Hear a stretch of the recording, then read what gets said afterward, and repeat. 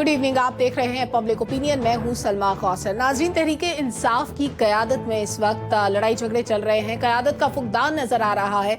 बानी पीटीआई ने जेल में बैठकर पहले बैरिस्टर गौहर को चेयरमैन नामजद किया।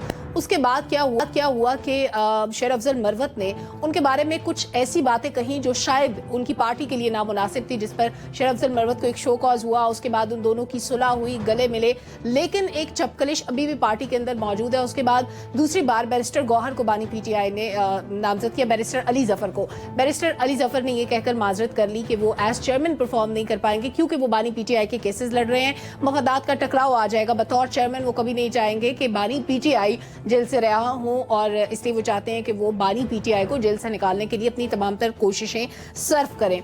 इस मफादात के टकराव की वजह से अब क्योंकि बैरिस्टर अली जफर ने माजरत कर ली है, देखना होगा कि नया चेयरमैन कौन बनता है तरीके का। और इसके अलावा पीटीआई का जो इंट्रा पार्टी इंतखाबात का मामला है उस पर भी अभी बातचीत चल रही है। 3 मार्च को ये इलेक्शन कराने का ऐलान किया गया है पार्टी के अंदर। इस इलेक्शन के बाद क्या पीटीआई कैंडिडेट्स के लिए मुमकिन होगा कि जो सुन्नी इत्तेहाद काउंसिल ज्वाइन कर चुके हैं वो अपनी पार्टी को दोबारा से रिवाइव कर सकें, अपनी पार्टी का नाम दोबारा से बना सकें, और फिर ये जो चपकलिश है पार्टी के अंदर, क्या ये तहरीके इंसाफ को ख़त्म कर देगी, आगे जाने में हेल्प करेगी? फिर सियासतदानों और वकला के दरमियान जो एक चपकलिश है वो भी ख़त्म नहीं हुई। वकला पार्टी को टेक ओवर करते जा रहे हैं, सियासी कारकुन अपनी पॉलिटिकल स्ट्रगल को मनवाने की कोशिश कर रहे हैं, और ये खींचातानी का सिलसिला न जाने कब तक चलेगा, इस पर बात करेंगे। दूसरे सेगमेंट में बात होगी पंजाब में कल पहली खातून वज़ीर आला हल्फ उठाने जा रही हैं मरियम नवाज साहिबा। उनकी एक पॉलिटिकल स्ट्रगल है, लेकिन जब उन्होंने सियासी सरगर्मियों का आगाज़ किया और जब ये आवाज़ें उठना शुरू हुई कि शायद वो अगली वज़ीर आला या वज़ीर आज़म होंगी, तो सबसे पहले पार्टी के अंदर से मुखालफत उठी, और पहले शख्स थे चौधरी निसार अली खान जो नवाज शरीफ के करीबी साथी भी थे, उन्होंने एतराज़ उठाया। उसके बाद ये सिलसिला चलता रहा शाहिद खाकान अब्बासी तक। कई लोग नाराज़ भी हुए और उस पर पार्टी ने बॉदर नहीं किया। आज उनको एक भारी जिम्मेदारी सौंपी जा रही है। कल वो अपने ओहदे का हल्फ उठा लेंगी इंतखाब होने के बाद, बाकायदा तौर पर आईनी तरीके से अगर कहा जाए तो वो कल उनका इंतखाब होगा। उसके बाद बड़े बड़े चैलेंजेस मरियम नवाज के मुंतज़िर होंगे। वो चैलेंजेस क्या हो सकते हैं? इंतज़ामी मसाइल पंजाब के अंदर क्या है? सियासी मसाइल किस तरह के आड़े आ सकते हैं उनके? और जो क्लेम किया जाता था कि पंजाब के अंदर 200 यूनिट्स मुफ्त दे देंगे, या तालीम अच्छी होगी मुफ्त होगी, सेहत अच्छी होगी मुफ्त होगी, ये सारी चीज़ें प्रोवाइड करना क्या सियासी तौर पर दुरुस्त फैसला साबित होगा, और क्या इसके लिए मुमकिन वसाइल भी मौजूद होंगे जो रिक्वायर्ड हैं? इस पर बात करेंगे तमाम मुमकिनात के हवाले से। और आखिरी सेगमेंट में हम जिक्र करेंगे महंगाई का, जो कमर तोड़ रही है आम आदमी की। रवां हफ्ते महंगाई की शरह 30.68% रही। 23 अशिया ज़रूरिया की कीमतों में रिकॉर्ड इजाफा हुआ है और 8 की कीमतों में कमी आई है, 20 की कीमतों में इस्तेहकाम रहा। रमज़ान पैकेज अनाउंस हो गया, लेकिन ये कब से अमल दरामद शुरू होगा इस पर, और ये कितना काबिल अमल होगा? इस पर अमल दरामद करवाएगा कौन? क्योंकि प्राइस हाइक अभी से शुरू हो चुकी है, अभी रमज़ान शुरू नहीं हुआ, तो रमज़ान के अंदर खाने पीने की चीज़ों को कंट्रोल करना, उनकी कीमतों को बहुत ही मुश्किल मरहला होगा। इस पर अमल दरामद के हवाले से भी डिस्कशन होगी। हमारा बहुत कॉम्पिटेंट पैनल की तरह हमारे साथ मौजूद है। अजमल जामी साहब हमें ज्वाइन कर रहे हैं, सहाफ़ी हैं, तज्ज़ियाकार हैं, आप सभी लोग उनको मुख्तलिफ टीवी चैनल्स पे देखते भी हैं। और इसके अलावा स्टूडियोज़ में हमारे साथ मौजूद है अनवर रज़ा साहब, डॉक्टर फ़ारूक सलीम साहब और आमिर सईद अब्बासी साहब भी तशरीफ़ रखते हैं। अजमल जामी साहब, वेलकम टू द शो। सबसे पहले तो तहरीक इंसाफ के अंदर होती टूट फूट पे आप कॉमेंट कर दें कि क्या ये वकला और सियासतदानों की खींचातानी है, लड़ाई है जो पीटीआई को एक ऐसी तबाही की तरफ ले जा रही है जहां से शायद वापसी मुमकिन ना हो? बहुत शुक्रिया जी, आपके पैनलिस्ट को भी और आपके नाज़रीन को भी सलाम। ये दो तरह से इस मुद्दे को देखा जा सकता है। एक तो जिस तरह आपने फ्रेम किया कि इंटरनल रिफ्ट या जो लीडरशिप का फुकदान है वो अपनी जगह काबिल गौर है या नहीं है, लेकिन जो सामने की बात है वो मैंडेट है, वो बयानिया है, और अवाम का उनकी जानिब मुतवज्जे होना है। लीडर जेल में है, उस तरह से इलेक्शन नहीं लड़ पाए उनके कैंडिडेट जैसे लड़ना चाहिए था या जैसे बाकी लोग लड़े, उसके बावजूद उन्होंने अपनी स्ट्रेंथ जो है वो दिखाई। जो मैंडेट उनके पास आया that speaks volume, regardless of the fact कि धांधली कहाँ हुई और कहाँ नहीं हुई। तो मकबूलियत और मैंडेट अपनी जगह खड़े होते हैं, और फिर साथ आपका सवाल आता है जिसमें आप ये बयान कर रही हैं कि जी इंटरनल रेफ्ट या जो लीडरशिप का मामला है, बैरिस्टर शेर अफजल मरवत हूँ या बैरिस्टर गौहर हूँ या बैरिस्टर अली जफर हूँ, इन तीनों के बीच जो कुछ 2 रोज में हुआ, शेर अफजल मरवत जो है वो बयानिए के और पॉपुलर स्टैंड्स की बात करने के लिए जाने जाते हैं। यही वजह है कि एक शो में अगर कल बैठ के वो कह रहे थे कि मैं एक ही लीडर है मेरा जो जेल में बैठा हुआ, बाकी किसी की एडवाइस नहीं मानता, सेक्रेटरी जनरल ने नोटिफिकेशन जारी किया उसके बारे में भी वो नेगेटिव कमेंट्स दे रहे थे। लेकिन उसके बाद क्या हुआ, उसके बाद देखिए आप कि उसके बाद वही शेर अफजल मरवत जो है बैरिस्टर गौहर को जाके मिल रहे हैं, बगलगीर हो रहे हैं, उनके साथ उन्हें बोसा दे रहे हैं, और बाद में एक क्लिप में वो कह रहे हैं कि जी मुझे उनसे मोहब्बत है, हमारे दोस्त हैं और मैं उनसे मिलने गया ताकि गिले शिकवे दूर हो जाए। ये सब कुछ उन तमाम जमातों में भी होता रहा है, होता रहेगा, जहां मरकजी क़यादत पाबंदी सलासिल हो या वो उस तरह से ऑन द सरफेस ना हो। तो आई डोंट थिंक सो कि ये वक्ती तौर पर जो क़यादत के मसाइल हैं, ये उनकी वो दो बातें कि मैंडेट और बयानिया उसको उतना अंडरमाइन करेगी। But yes, writing to IMF, ऐसे जो एक्ट्स होंगे उससे ऑब्वियसली मुल्क की मफाद को नुकसान पहुंचेगा और जो सिंपैथी फैक्टर है उसको भी नुकसान पहुंचेगा। लेकिन ये कोई मसले का हल नहीं है। इस मैंडेट और इस बयानिए के साथ जो उनकी पोजीशन वाज़ेह हुई, उसके बाद अब इनको भी एक कदम पीछे हटना होगा, रियासत को भी और बाकी सियासी जमातें जो मुंतखब होकर आई हैं, जो हुकूमत बनाने जा रही हैं।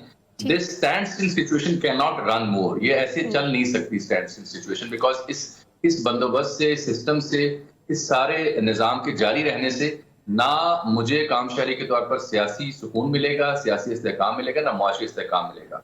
क्योंकि अगर एक हेल्दी अपोजिशन बैठ के आपका जीना हराम कर रही है तो आप फिर आप गवर्न नहीं कर सकते। आप दुनिया भर की तवज्जो आपके ऊपर आएगी और आपके अंदर जो इंटरनल रिफ्ट है, पॉलिटिकल अनसर्टेनिटी है, उसके ऊपर सवालिया निशान आएंगे।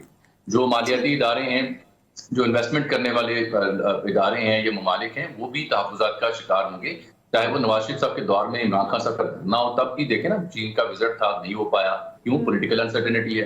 तो ये मेरी नजर में, नाकिस राय में, मेरा ख्याल है कि इन तमाम 3-4 बड़े फरीकैन को अब एक एक कदम पीछे हटके एक दूसरे के मैंडेट का एहतराम करते हुए को मिल बैठना चाहिए, ताकि आगे कैसे जाना है वो सबसे अहम है। मेरा एजेंडा क्या है, इमरान का एजेंडा क्या है, नवाज का एजेंडा क्या है, मरियम का, जरदारी का एजेंडा क्या है, ये बात की बात है।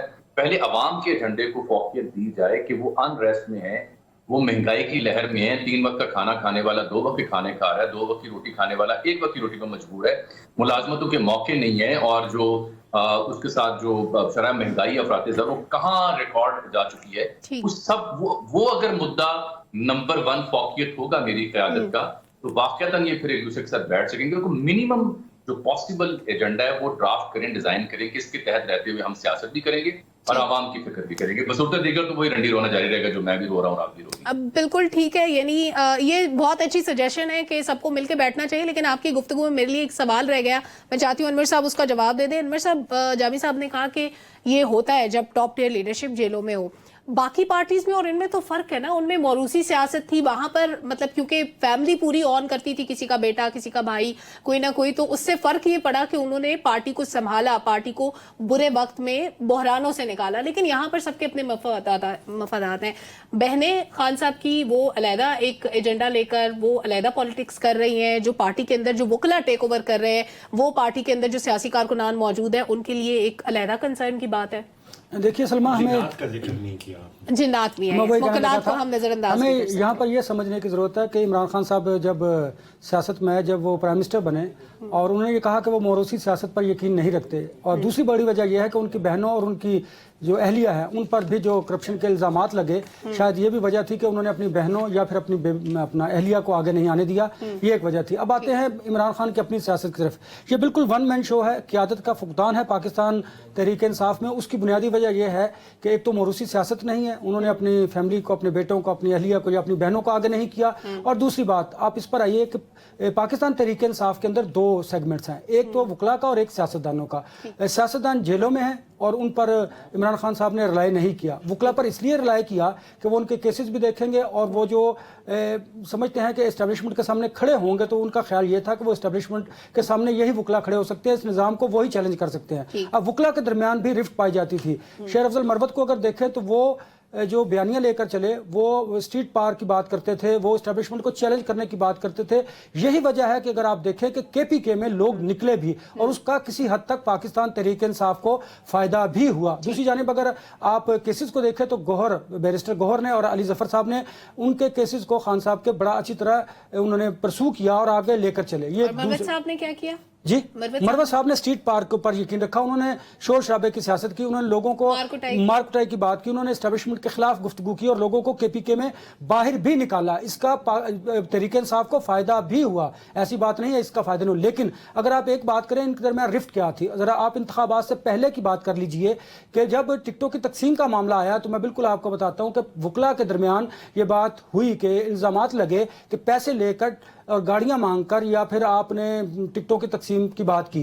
कई ऐसे केसेस हैं जिसकी शिकायत बानी पीटीआई को जेल में भी मिली और इस वजह से वो फिर वो ज़ाहिर मरवत साहब इस बात से भी नाराज थे कि उनकी शिकायत खान साहब को की जा रही हैं कि टिकटों की तकसीम के हवाले से उन पर भी इल्जामात लगाए जा रहे हैं कि आपने शायद गाड़ियां मांगी हैं, पैसे मांगे हैं, जिसकी वजह से वो नाराज हुए और उन्होंने वो गुस्सा चूंकि खान साहब पर तो निकाल नहीं सकते थे, उन्होंने अपनी जो क्यादत थी, बैरिस्टर गौहर थे, अली जफर थे, बाकी जो पार्टी की क्यादत थी उन पर नाराजगी का इजहार किया और आपने देखा उनके खिलाफ बड़े तुंदो तेज बयानात भी दिए। अब यह है कि इमरान खान के बगैर जो है वो पाकिस्तान तहरीक इंसाफ में क़यादत का फुकदान है।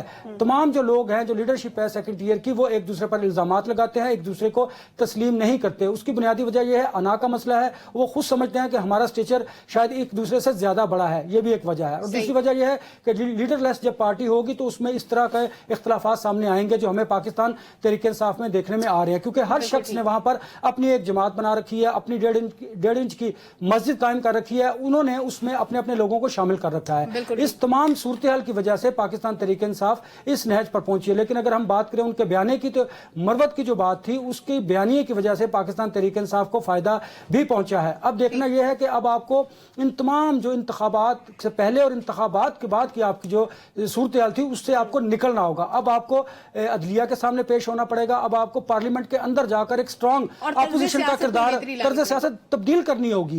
देखिए ना, तब्दील करनी होगी। आपने धरने, एहतजाज, गालम गलोच की सियासत को अब बाहर रखना होगा, आपको अदालतों के सामने जाना होगा, अपने केसेस प्लीड करने होंगे, आपको भरपूर अपोजिशन का किरदार अदा करना है सिंध असम्बली में, पंजाब असम्बली में, फेडरल में, वफाक में। आपको उसके लिए जरूरी है आपके पार्लियामेंट के अंदर आप उन लोगों को लेके आइए कि जो पढ़े लिखे लोग हैं, जो बात करना जानते हैं, जो जिनको आदाब हैं, जो गुफ्तगू का सियासत है, जो समझते हैं। जस्ट लाइक अली मोहम्मद खान को कोई रोल नहीं मिला था, लेकिन वो पार्लियामेंट के अंदर पाकिस्तान तहरीक इंसाफ के लिए एक अच्छा अपोजिशन लीडर के तौर पर उभर सकते हैं, बात कर सकते हैं, मुहज़्ज़ब अंदाज में बात कर सकते हैं, अपनी पार्टी का जो बयानिया है उसको आगे लेकर चल सकते हैं। बिल्कुल ठीक है।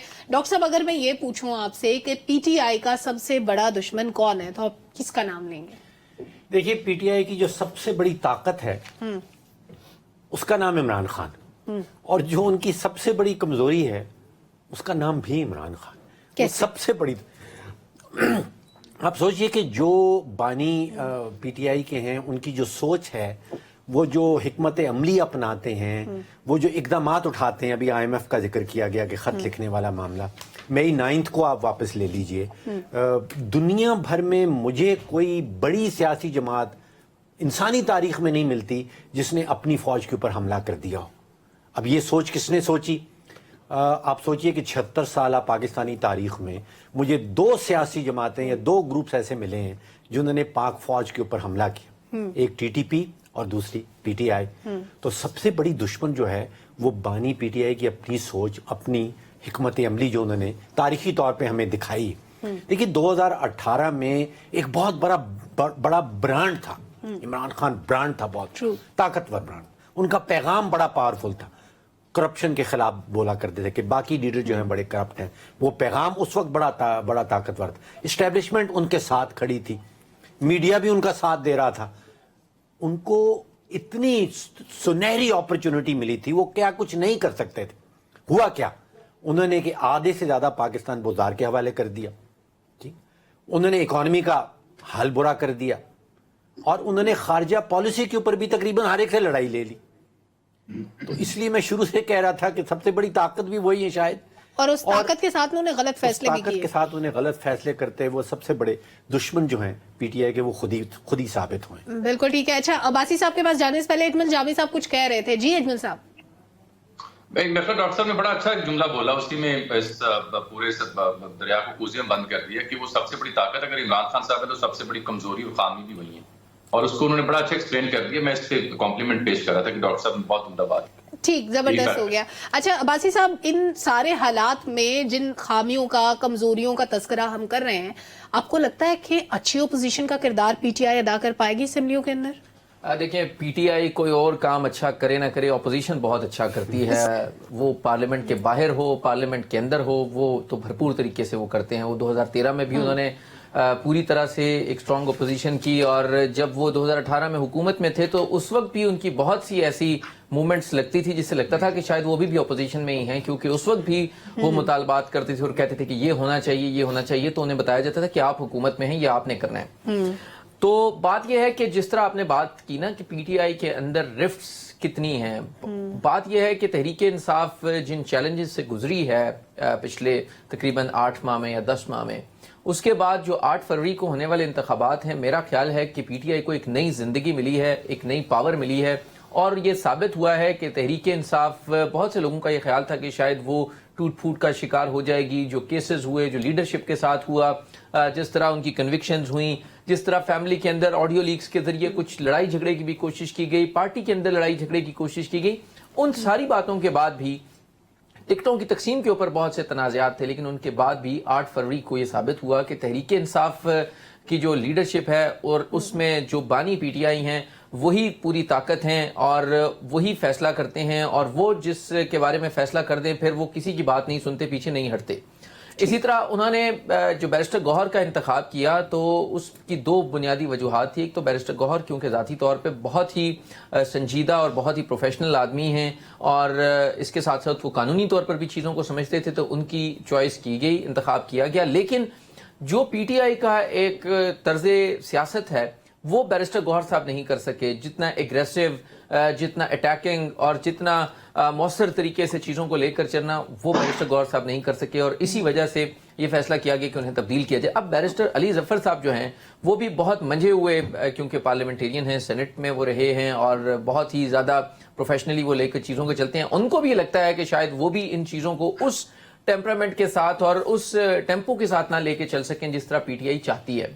لہٰذا ایسی صورتحال میں پی ٹی آئی کے اندر رفٹس وغیرہ تو نہیں ہیں. اور ایک اور بات بہت اہم ہے کہ دیکھیں, پی ٹی آئی وہ واحد جماعت ہے کہ جو موسٹ بڑی سیاسی جماعت ہے, اور جس کے اندر نہ تو ان کی بچے جو ہیں وہ اس میں کوئی عہدیدار ہیں, نہ ان کی بہنیں ہیں, نہ ان کی بیوی ہیں, اور انہوں نے کسی ایکس وائی زیڈ پنجاب کی لیڈرشپ ہے اور انہوں نے کے پی سے ایک اپنا چیئرمین اٹھا لیا, پھر انہوں نے علی ظفر کو کہہ دیا. لہٰذا یہ بڑی بات ہے کہ وہ دوسرے لوگوں کے اوپر انہوں نے ٹرسٹ کیا, وہ لوگوں کو لے کر آگے چل رہے ہیں. اور مجھے یہ لگتا ہے کہ ابھی تک پی ٹی آئی کو کوئی خطرہ نہیں ہے, وہ انہوں نے گین کیا ہے. آپ 9 مئی کے واقعات کے بعد دیکھیں, اس کے بعد کی جتنے بھی ایونٹس تھے اس کے بعد پی ٹی آئی نے بہت زیادہ گین کیا ہے. اب وہ کے پی میں گورنمنٹ بنانے جا رہے ہیں, اور اب وہ پارلیمنٹ میں بھی آ رہے ہیں, لہٰذا اب میچ پڑے گا پارلیمنٹ کے اندر بھی اور میچ پڑے گا پارلیمنٹ کے باہر بھی. یعنی آپ کے خیال میں پی ٹی آئی کی اس وقت ون ون سچویشن ہے, پروگریس آئی ہے, بہتری آئی ہے. اچھا بریک کے بعد, کیونکہ جامی صاحب ہمارے ساتھ نہیں ہوں گے, جامی صاحب میں چاہتی ہوں ایک اور معاملے پہ آپ اپنا کامنٹ دے دیں. مریم نواز صاحبہ کا انتخاب کل ہونے جا رہا ہے بطور وزیر اعلیٰ پنجاب, کسی بھی صوبے کی پہلی خاتون وزیر اعلیٰ ہوں گی. آپ کے خیال میں کیا چیلنجز ہو سکتے ہیں ان کے سامنے, اور کیا ان کے لیے بطور وزیر اعلیٰ اپنی ڈیوٹیز پرفارم کرنا آسان ہوگا؟ 2 باتیں ہیں جی. ایک تو یہ شاید اہم ترین اور شاید میں بھی سیاسی طور پر ایک آخری چانس تو ان کے لیے to re reclaim their ground back, اور دوسرا جو ابھی بندوبست نظر آ رہا ہے اس میں بھی یہ ضروری تھا کہ وہی ہوتی. سب سے بڑا چیلنج ان کے لیے یہ ہوگا کہ یہاں پہ حمزہ شہباز اور شہباز شریف صاحب کا دور چلا کرتا تھا, اور ان کی انتظامیہ اور ان کا بندوبست یا ان کے جانے مانے جو لوگ تھے وہ بیوروکریسی میں بھی اور دیگر عہدوں پر بھی ہوا کرتے تھے. اور سیاسی طور پر بھی ٹکٹوں کی ایلوکیشن ہو, انتخاب کا معاملہ ہو, تبادلے ہوں, ٹرانسفر ہوں یا وزارتوں کا معاملہ ہو, یہ حمزہ شہباز اور شہباز شریف کیمپ کا جو لفظ آپ سنتے تھے اس کے ذریعے مینج ہوتا تھا صوبہ پنجاب. اچھا یا برا یہ تو ایک ووٹ دینے والے فیصلہ کر سکتے ہیں. سب سے بڑا چیلنج ان کے لیے ہوگا کہ کیا وہی سپورٹ, وہی جو اسٹرینتھ ہے وہ انٹیکٹ ہے, وہی سسٹم ان کے لیے موجود ہوگا, یا انہیں اثر نو ایک نئے سسٹم کو تشکیل دینا ہوگا. اگر نوئنگ ہر جو ان کی سیاست ہم نے دیکھا ہے, انتخابی مہم میں بھی وہ حمزہ شہباز کی جو پلاننگ یا ان کا جو سسٹم ہوتا تھا اس سے بالا ہو کے خود سے انہوں نے لیڈ کیا, چاہے وہ ان کی والدہ مرحومہ کا بائی الیکشن ہو, اس میں حمزہ ان نہیں تھے, وہ خود لیڈ کر رہی تھی, اور بڑا ٹف کانٹیسٹ تھا, بڑا ٹائٹ فائٹ ہوئی تھی. تو this will be the toughest challenge for her, کہ نئی ٹیم اگر بنانی ہے جیسے بی بی شہید نے بنائی تھی تو اس کے کیا مضمرات ہوں گے اور اس میں کتنا وقت لگے گا, اور پھر کابینہ کی تشکیل ہو, क्या पुराने चेहरे आएंगे या कितने नए चेहरे हैं जिनको मुतारिफ करवाने जा रही हैं? ठीक। आगे रमजान आ रहा है, तो सबसे पहले ये होगा कि रमजान पैकेज के बारे में पता चला है, वो हम ऐलान करने जा रही हैं। बट पॉलिटिकल जो स्टेबिलिटी है या पॉलिटिकल जो सियासी इस्तेहकाम है, उस जानिब मरीम नवाज या उनकी गवर्नमेंट जो है वो फिलहाल जाती दिखाई नहीं देती। ऐलानात करते जरूर आपको दिखाई देंगे, बयानात देते जरूर दिखाई देंगे, लेकिन मेरा मतलब वही है कि क्या वो सिस्टम और सपोर्ट उनके साथ वैसे इंटैक्ट होगा जो शहबाज शरीफ साहब ने कई साल एंजॉय किया, हमजा शहबाज को देखा करते थे, या असर नौ वो कोई सिस्टम बनाती है। असर नौ सिस्टम बनाया, नई टीम, नए लोग मर्जी के हायर किए, then there will be a problem. वो एक फिर आपकी लक है कि वेदर इट क्लिक्स और नॉट। और इतनी बड़ी अपोजिशन जो 100 के करीब वहां बैठी होगी, जिसमें हाफिज फरद भी कल आ चुके हैं। ये लोग रेटरिक बोलते हैं, पॉपुलर बात करते हैं, और ये अंदर भी और बाहर भी काफी टफ टाइम देंगे इस स्ट्रेंथ के साथ नून लीग की गवर्नमेंट। यानी एक आग का दरिया है, डूब के जाना है। बहुत शुक्रिया अजमल जामी साहब, आपने प्रोग्राम के लिए वक्त निकाला है। जाते हैं ब्रेक से वापस आएंगे तो इसी डिस्कशन को कंटिन्यू करेंगे। हमारे साथ रहिए। वेलकम बैक नाज़रीन। मरियम नवाज पंजाब में बड़ी जिम्मेदारी निभाने जा रही हैं। बड़े चैलेंजेस डॉक्टर साहब आपकी नजर में क्या हो सकते हैं उनके लिए? देखिए सलमा, उनकी जो गवर्नेंस एबिलिटी है, सलाहियत है हुक्मरानी की, वो तो अभी आजमाई नहीं गई, हमें पता नहीं है। 3 बड़े चैलेंजेस जो मेरे ध्यान में आते हैं। एक तो पार्टी के अंदर से चैलेंजेस, जिसका भी जामी साहब ने भी मुख्तसरन जिक्र किया, पार्लियामेंट के अंदर से चैलेंजेस, और फिर जो कैंपेन के हवाले से वादे किए गए थे। देखिए, एक अरसे से हमजा शहबाज साहब जो है वो पंजाब की ब्यूरोक्रेसी को भी और पंजाब के अंदर जो PMLN की क़यादत है और जो पॉलिटिकल इंफ्रास्ट्रक्चर उसको वो कंट्रोल करते हैं, उनको रिपोर्ट करती रही। अब क्या होगा, कोई नई लाइन ऑफ कम्युनिकेशन या लाइन ऑफ ऑर्डर्स सेटल की जाएगी, ये टाइम विल टेल। दूसरा ये कि पार्लियामेंट के अंदर अब कोई 100 से जायद वो सुन्नी इत्तेहाद काउंसिल वालों के मेंबर हैं जो अपोजिशन में होंगे, वो जारहाना रवैया अपनाते हैं और प्रॉबेबली अपनाएंगे, तो उनको किस तरह रिस्पॉन्ड करती हैं।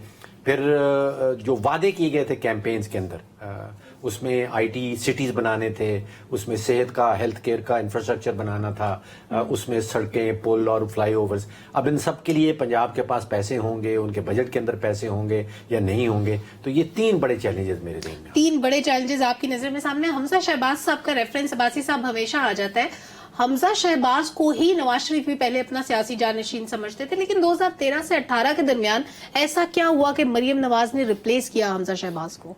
देखिए, बात दुरुस्त है कि हमजा शहबाज पंजाब की ब्यूरोक्रेसी में उनका बहुत ज़्यादा अमल दखल रहा है, लेकिन ऐसा बिल्कुल भी नहीं है कि वो तमाम अफसरान जो पहले से उनको रिपोर्ट करते थे या उनके मंजूर नज़र थे वो अभी भी उनके साथ उसी तरह अटैच हैं। ऐसा बिल्कुल भी नहीं है, क्योंकि जो अफसरान होते हैं ना, वो बहुत तेज़ी के साथ अपनी जो डायरेक्शंस हैं ना उनको तब्दील कर लेते हैं। उन्हें पता होता है कि हमारी पोस्टिंग ट्रांसफर कहाँ से मैनेज होगी, किसको हम खुश रखेंगे तो हम कहाँ पर पोस्ट ले सकते हैं, कैसे हम मैनेज कर सकते हैं, कैसे हम डिलीवर करेंगे, और हमारा जो बॉस है या जो हमारी टॉप हायरार्की है उसको कौन कौन सी उसकी खुसूसियात हैं जो हम फॉलो करेंगे तो हम उन्हें खुश रख सकेंगे। लिहाजा मरियम नवाज जिस तरह की सोशल मीडिया पर वो एक्टिव हैं, हमें दोबारा वो देखने को मिलेगा कि सोशल मीडिया एक्टिव होगा, वो सोशल मीडिया के जरिए चीज़ों को कंट्रोल भी करेंगी। इसके साथ साथ उनकी बहरहाल, क्योंकि बहुत से जो उन्होंने वक्त दिया 2018 से लेकर और अब तक, जिस तरह उन्होंने पंजाब में काम किया, और इमरान जो बानी PTI हैं, PTI के दौर के बावजूद उन्होंने पंजाब में जिस तरह काम किया, आपको याद होगा कि जो बाई इलेक्शन होता था वहां पर वो कैंपेन करती थी और बड़ी भारी अक्सरियत में वो कामयाब भी होते रहे हैं। लिहाजा उनकी प्लानिंग बहुत अच्छी है, उनके पास वो तमाम चीज़ें मौजूद हैं जिसके तहत वो अच्छा डिलीवर कर सकती हैं। और अब पहले ये कहा जाता था कि शायद वो उन्होंने कोई सियासी जद्दोजहद नहीं की, और फिर जब इस तरह उन्होंने वो पैनामा केसेस सारे जो सामना किया, सजाएं काटी, जेल गई 2-2 मरतबा, लिहाजा अब वो मुकम्मल तौर के ऊपर एक तैयार हो चुकी हैं, पॉलिटिकली वो बहुत अवेयर हो चुकी हैं, ग्रुपिंग का, धड़ेबाजी का बिल्कुल उन्हें पता है कि कौन उनके साथ है, कौन उनके मुखालिफ है। लिहाजा मुझे ये लगता है कि वो अच्छे तरीके से डिलीवर कर लेंगी और वो तमाम चीज़ें जो चैलेंजेस हैं उनको मीट अप करेंगी। क्योंकि इसका एक बैकग्राउंड ये भी है कि देखें, पंजाब में ओवरऑल जो गवर्नेंस है वो कदरे बेहतर थी। जिस तरह शहबाज शरीफ साहब के 10 साल हों, ऑल्दो के बुज़दार साहब के दौर में बहुत सी चीज़ें ख़राब भी हुई, लेकिन इसके बावजूद जो नीचे नेटवर्क था ना वो बहुत स्ट्रांग था। और आपको याद होगा कि उसके बाद अब जो मोहसिन नकवी साहब ने जिस तरह काम किया वो भी बहुत रिमार्केबल है कि 1.25 साल तक उन्होंने जिस तरह पंजाब में काम किया और उन तमाम चीज़ों को भी एग्जीक्यूट کیا جو بظاہر ناممکن لگتی تھی. میرے خیال میں مریم نواز کے لیے کوئی بہت زیادہ مشکلات نہیں ہوں گی. چیلنجز ضرور ہیں لیکن وہ ان کو کور کرنے کی پوری صلاحیت رکھتی ہیں. بالکل ٹھیک ہے. انور صاحب، پارٹی کے مسائل اور پھر اس کے علاوہ جو ان کے فیملی ایشوز ہیں، شریف فیملی کے، جو بھی آپ کو لگتا ہے کہ یہ گورننس کے آڑے آئیں گے، ایک تو اس کا جواب دے دیں، اور دوسرا یہ بھی بتائیں کہ وہ جو کلیم کیا کرتی تھی کہ 200 یونٹ تک ہم مفت بجلی بھی دیں گے، تعلیم کی اچھی سہولیات پہلی جماعت سے لے کے پی ایچ ڈی تک ساری مفت ہوگی تعلیم، اس کے علاوہ صحت کے جو سہولیات آفر کی جاتی تھی، یہ سب کچھ پاسبل ہے ڈیلیور کرنا؟ دیکھیے، جتنا عامر عباسی صاحب نے بتایا اتنا تو آسان نہیں ہے. اس کی بنیادی وجہ یہ ہے کہ ود ان پارٹی انہیں بہت مشکلات ہوں گی، کیونکہ اگر آپ دیکھیں کہ انہوں نے چودھری نثار علی خان اور شاہد خاقان عباسی کی سیاست ختم کی، بلا شبہ ان میں یہ ایبلٹی موجود ہے. لیکن دیکھیں نا، پنجاب کی جو بیوروکریسی ہے وہ شہباز شریف اور حمزہ شہباز کو اب بھی رپورٹ کرے گی جب مریم ہوں گی. ود ان پارٹی ان کو اسی ریزسٹنس کا سامنا ضرور ہوگا. لیکن دوسری بات، ان کو خاتون ہونے کا ایج ضرور ہے. ان کے ساتھ جو ٹیم اگر نئی اچھی صلاحیت والی آئی تو میں سمجھتا ہوں کہ وہ اس کو چلا سکے گی. دیکھیے، سی ایم کے ساتھ ہمیشہ جو ان کے پرنسپل سیکرٹری ہوتے ہیں، آپ کی جو بیوروکریسی ہوتی ہے وہ برین ہوتا ہے، وہ آپ کے صوبے کو چلاتا ہے. اب مریم کو دیکھنا ہوگا کہ انہوں نے چیف سیکرٹری کس کو لیتی ہیں، اپنے ساتھ کیسی بیوروکریسی کے کیسے لوگوں کا انتخاب کرتی ہیں. اگر تو وہ ایماندار اور کمپیٹنٹ لوگوں کو ساتھ رکھتی ہیں تو ان کے جو اس کے سیاست کے اور حکومت کے مسائل ہیں وہ کافی حد تک حل ہوں گے. دوسری بات، ان کو اپنا جو طرز سیاست ہے اب چینج کرنے کی ضرورت ہے. دیکھیں، جب وہ اب حکومت میں نہیں تھی تو بہت زیادہ سوشل میڈیا پر ایکٹیو تھی. اب انہیں ڈیلیور کرنے کی ضرورت ہے. اب انہیں باتیں کرنے کی ضرورت نہیں ہے. اب ان کو سوشل میڈیا سے زیادہ ڈیلیور کرنے کے لیے اقدامات کرنے ہوں گے اور پریکٹیکل کام کرنا ہوگا. دیکھیے، سوشل میڈیا پر آپ ایکٹیو ضرور رہیے، لیکن آپ نے ڈیلیوری دینی ہے، آپ نے بتانا ہے، آپ نے میرٹ کو فالو کرنا ہے. کیونکہ اب اگر آپ ناکام ہوتی ہیں تو پھر پنجاب میں نہ صرف پاکستان مسلم لیگ نون کو نقصان ہوگا، آپ کی ود ان پارٹی آپ کو اور آپ کے والد کو بھی نقصان ہوگا. اور اگر آپ کامیاب ہوتی ہیں تو اسی میرٹ کی بنیاد پر آپ اپلفٹ بھی ہوں گی اور آگے بھی آئیں گی. اور میں سمجھتا ہوں کہ نواز شریف صاحب، پرویز رشید صاحب، مریم اورنگزیب اور عرفان صدیقی صاحب، اس طرح کی جو ٹیم ہے وہ ان کو آگے لے کر چلے گی. کیونکہ ایک اور بات، مریم کو اپنا جو غصہ ہے اسے بھی کم کرنا ہوگا اور جو وہ ایروگنس ہے اس کو بھی ختم کرنے کی ضرورت ہے. انہیں بڑے ہمبل اور اچھے طریقے سے اب آگے بڑھنے کی ضرورت ہے. اور اس کے لیے انہیں چاہیے کہ وہ پہلے سے پلان کریں. جیسے رمضان مبارک آیا، اس میں انہیں پیکیج دینے کی ضرورت ہے. اور جو منشور میں وہ کہا کرتی تھی مفت 200 یونٹ دیا کریں گے، وہ تو پاسبل دکھائی نہیں دیتا. لیکن فوری طور پر اگر رمضان پیکیج میں وہ لوگوں کو ریلیف دینے میں، سستے بازار لگانے میں کامیاب ہو جاتی ہیں تو ان کی بنیاد ہی اچھے طریقے سے آگے کیری کرے گی. اگر وہ اس میں ناکام ہوتی ہیں تو میں سمجھتا ہوں کہ لوگ ابھی سے ان پر باتیں کرنی شروع کریں گے. اور ایک بڑی امپورٹنٹ بات، اپوزیشن تگڑی ہوگی اور اس اپوزیشن کی وجہ سے میں سمجھتا ہوں کہ مریم چیلنج قبول بھی کریں گی اور اس سے نورد آزما ہونے کی کوشش بھی ضرور کریں گی. ٹھیک ہے انور صاحب، ابھی ویسے رمضان تو آیا نہیں ہے، اس سے پہلے یہ جو مہنگائی کی ایک لہر ہم دیکھ رہے ہیں، اس میں آپ کو لگتا ہے کہ کمی لانا پاسبل ہے یا کوئی اس کے لیے ایفرٹ کرے گا؟ دیکھیے سلمہ، اس کے دو فائدے ہوں گے. اگر آپ اس میں ایفرٹ کریں گی اور آپ سمجھتی ہیں کہ رمضان المبارک میں آپ لوگوں کو ریلیف دے سکتی ہیں تو لوگ آپ کی طرف مائل بھی ہوں گے اور آپ کو آئندہ 5 سال کے لیے پورے ملک کی بات کریں میں، جی پوزیشن بہتر. پورے ملک میں بھی اگر دیکھیں تو شہباز شریف صاحب کی گورنمنٹ یہاں پر ہوگی اور سندھ میں آپ کو پتا ہے کہ وہ لوگوں کا بڑا خیال کرتی ہے، الائز بھی ہیں. اور ویسے بھی پیپلز پارٹی وہاں پر لوگوں کو ریلیف دے چکی ہے اور دیتی بھی رہی ہے اور آئندہ بھی دے گی. انہیں بھی اپنے صوبے کو مضبوط کرنا ہے. جہاں تک اوور آل بات ہے، دیکھیں اگر یہ عوام کو ریلیف نہیں دیں گے، رمضان المبارک ان کے لیے ٹیسٹ کیس ہے، بابرکت مہینہ ہے. انہیں چاہیے کہ وہاں پر لوگوں کو ریلیف دے، سستے بازار لگائیں. پورے ملک کی بات کر رہا ہوں. چیزوں کو کنٹرول کرنے کے لیے جو آپ کا ضلعی انتظامیہ ہے اس میکانزم کو یوز کریں اور کنٹرول کریں جو مہنگائی ہے. دیکھیں نا، ہمارے ہاں مسلمان کیا کرتے ہیں، ہم سب جو دکاندار ہیں ذخیرہ اندوزی کر لیتے ہیں، پھر ہم چیزیں 10 رمضان کے بعد اس کی قیمتوں کو بالکل بڑھا دیتے ہیں. اس کو کنٹرول کرنے کی ضرورت ہے. پھر آپ کو سستے بازار لگانے کی ضرورت ہے تاکہ عام آدمی کو اس کا فائدہ ہو پورے ملک میں. اگر آپ ایسا نہیں کریں گے تو پھر آپ کے لیے مسائل جو ہے عوامی سطح پر بڑھتے چلے جائیں گے. بالکل ٹھیک ہے. عامر سعید عباسی صاحب، ویسے تو ہم کہنے کو مسلمان ہیں، نمازیں پڑھتے ہیں ساری رمضان میں اور سلسلہ تیز ہو جاتا ہے، تراویاں بھی اور ایکسٹرا نوافل بھی ہم ادا کرتے ہیں، لیکن مہنگائی عروج پہ پہنچ جاتی ہے، بے ایمانی عروج پہ پہنچ جاتی ہے، کرپشن عروج پہ پہنچ جاتی ہے. یوٹیلٹی سٹوروں پہ سب سٹینڈرڈ مال ملتا ہے، باہر مارکیٹ میں جائیں آپ کو کوئی چیز سستی نہیں ملے گی. اس وقت ہمارا ایمان کہاں چلا جاتا ہے؟ اور یہ جو ہمارے اعلیٰ عہدیداران بیٹھے ہوتے ہیں جن کا کام ہے پرائسز کو کنٹرول کرنا، وہ ہمیں کیوں رمضان میں نظر نہیں آتے؟ ابھی سے پرائس ہائیک سٹارٹ ہو گئی ہے.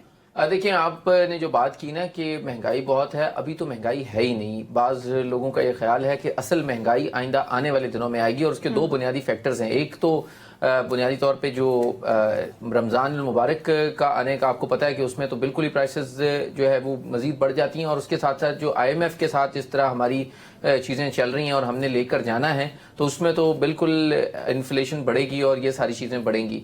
अब चैलेंज बहरहाल सारा जो है वो सूबाई हुकूमतों पर है, क्योंकि तमाम तर जो ये जिम्मेदारी है, आप बिल्कुल दुरुस्त करिए, एज ए सोसाइटी तो हम जिस पस्ती का शिकार हैं उसमें तो बस अफसोस ही किया जा सकता है कि लोग जिस तरीके से ज़ख़ीरा अंदोज़ी करके और वो तमाम जो न सिर्फ गैर अखलाकी और गैर शरई इक़दाम करके जिस तरह महंगाई और गरीबों के ऊपर जुल्म और सितम करना, ये तमाम इक़दाम करके फिर वो तमाम नमाजें और रोज़े भी रखते हैं। खैर इसके हवाले से बस हदायत की रिक्वेस्ट है अल्लाह से कि वो हमें हदायत दें, लेकिन तमाम तर जो जिम्मेदारी है वो इंतज़ामिया की है। प्राइस कमेटीज़ जो हैं उनको फ़ाल करने की ज़रूरत है। इंतज़ामिया जब तक ग्राउंड लेवल के ऊपर ये काम नहीं करेगी, जब तक दुकानदारों में ज़ख़ीरा अंदाज़ों पे डर नहीं होगा, खौफ नहीं होगा, तो ये महंगाई और ये सारी चीज़ें बढ़ती जाएंगी। लिहाजा ये इस वक्त टेस्ट केस होगा तमाम सूबाई हुकूमतों के लिए, क्योंकि अब तमाम तर जो जिम्मेदारी है वो सूबाई हुकूमतों की है। प्राइसिंग उनके पास है, असिस्टेंट कमिश्नर्स हैं, डिप्टी कमिश्नर्स हैं, उन तमाम अफसरान को फील्ड में निकालने की ज़रूरत है। उनको फौरी तौर के ऊपर अभी से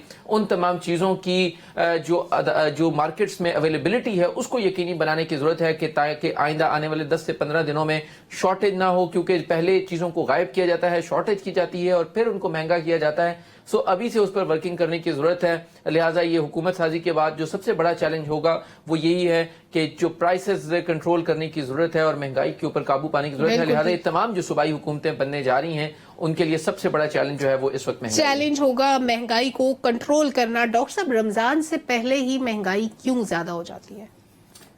देखिए सलमा, शहरी एक तो इकोनॉमिक्स का एंगल है और एक इसका इंतजामी एंगल है, जिसका अभी भाई साहब ने भी जिक्र किया। देखिए, सहरी और अफ्तार के दौरान मुसलमान ममालिक जितने भी हैं उनमें खाने पीने की चीज़ों का ख़ास एहतमाम किया जाता है, तो इकोनॉमिक्स के एंगल से डिमांड बढ़ जाती है। जब डिमांड बढ़ जाती है तो फिर उसके बाद क्यासराइयाँ शुरू हो जाती हैं और क्यासराइयाँ फिर ज़ख़ीरा अंदोज़ी की तरफ कायल कर देती हैं।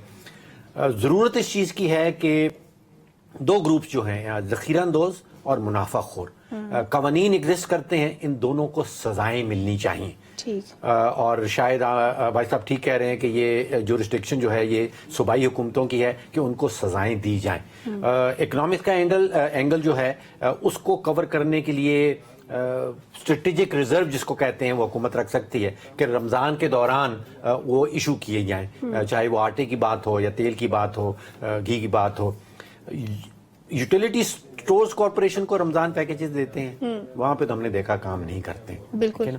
तो BISP जो है जिसका बड़ा नाम है ना सिर्फ पाकिस्तान के अंदर, पाकिस्तान के बाहर भी, उसको रमजान के दौरान कोई एक्स्ट्रा फंडिंग जो है बजट के अंदर से निकाल के दी जा सकती है, जो बड़ी टारगेटेड है और उसका हकीकतन अमलन फायदा होगा। बिल्कुल ठीक है, हमें थोड़ा सा इसको शिफ्ट करना होगा। अनवर साहब, एक लास्ट कमेंट अगर आप कर दें कि BISP की तरफ शिफ्ट भी कर दें, जो रमजान पैकेज यूटिलिटी स्टोर्स को दे दिया जाता है उसमें थोड़ी बहुत कीमत तो कम हो जाती है। नुकसान क्या होता है कि हर चीज सब स्टैंडर्ड मिलती है, वो चीनी खाने के काबिल नहीं होती, वो आटा खाने के काबिल नहीं होता, वो बेसन खाने के काबिल नहीं होता अगर आपको खरीदने का इत्तेफाक हो। हर चीज कॉम्प्रोमाइज होती है और जो खाता है उसकी हेल्थ इफेक्ट होती है, लोगों के पास इलाज कराने के पैसे नहीं होते, तो ये चीजों की क्वालिटी को इंश्योर करना किसका काम है? सलमा, एक बात, मुझे खरीदने का इत्तेफाक क्यों नहीं आएगा? मैं अमरीका से तो आया नहीं, मैं भी सिस्टम का हिस्सा हूँ। और एक सीरियस बात, बेनज़ीर इनकम सपोर्ट प्रोग्राम के तहत टारगेटेड सब्सिडी दी जाती है। मैं समझता हूँ कि जो आपने यूटिलिटी स्टोर कायम कर रखे हैं जो कि हकीकी मायनों में हुकूमत पर और खजाने पर बोझ है,